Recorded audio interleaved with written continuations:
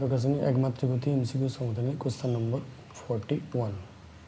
এখানে বলা আছে একটি বস্তুকে উলম্ব দিকে ছোঁড়ার পর বস্তুটি যথাক্রমে পি ও কিউ বিন্দু অতিক্রম করে, এতটা পর্যন্ত ক্লিয়ার করে। রেখাচিত্র এখানে একটা বস্তুকে উলম্ব দিকে ছোড়া হয়েছে যে কোনো বেগ নিয়ে, ধরো এইটা এক বিন্দু পি এ একটা বিন্দু কিউ।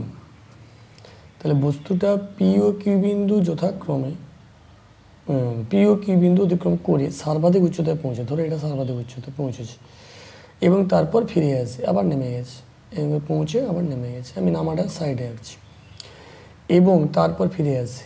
এই পি ও কিউ বিন্দু থেকে সর্বাধিক উচ্চতায় উঠতে যে সময় লাগে, আচ্ছা এই কোশ্চেনটা এইখানটা একটু গন্ডগোল আছে, তো যখন টাইপ করা হয় গন্ডগোল ছিল।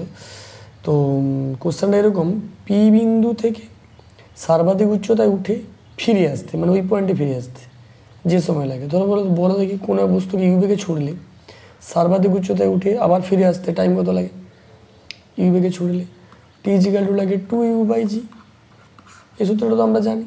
তাহলে এই সূত্রের আন্ডারে আসবো, পি বিন্দুতে ধরো বেগটা ছিল ইউপি, কিউ বিন্দুতে বেগ ছিল ধরো ইউ কিউ। তাহলে পি বিন্দু থেকে সর্বাধিক উচ্চতায় উঠে ফিরে আসতে টাইম লাগাবে টিপি equal to 2u/p/g, R Q বিন্দু থেকে সর্বাধিক উচ্চতায় উঠে আবার এখানে ফিরে আসতে সময় লাগাবে T Q equal two 2u/q/g। এখানে বলেছে টিপি গ্রেটার দেন টি কিউ, মানে অবশ্যই টিপিটা বড়, মানে এখানকার বেগটা কম, বেশি এখানকার বেগটা কম, অবশ্যই উপর থেকে উঠছে, তার মানে পি বিন্দুটা আগে আছে, কিউ বিন্দুটা পরে আছে, এটা মাথায় ঢুকিয়ে নাও। তাহলে এটা কমপ্লিট হলো।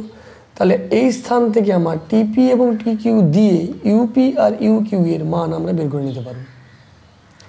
পি কিউ হাইট দেওয়া আছে TP greater than T Q, এবং P Q equal to H, মানে এই হাইটটা আছে, P Q equal to H, এই হাইটটা আছে। তার মানে এখানে পি কিউ পোর্শনে দেখো এইচ হচ্ছে এস, পি থেকে কিউ পর্যন্ত S equal to H, A equal to minus G তো থাকেই, স্টার্টিং বেগ U is equal to U P, আর অন্তিম বেগ V is equal to U Q. ব্যাস এইটুকু স্থানের মধ্যে। তার মানে অবশ্যই এখানেতে আমরা সূত্র লাগাতে পারি, V square is equal to U square minus 2as, V square জায়গা হলো ইউ কিউ এর স্কোয়ার ইকুয়াল টু ইউপি এর square minus 2g into S মানে এইচ।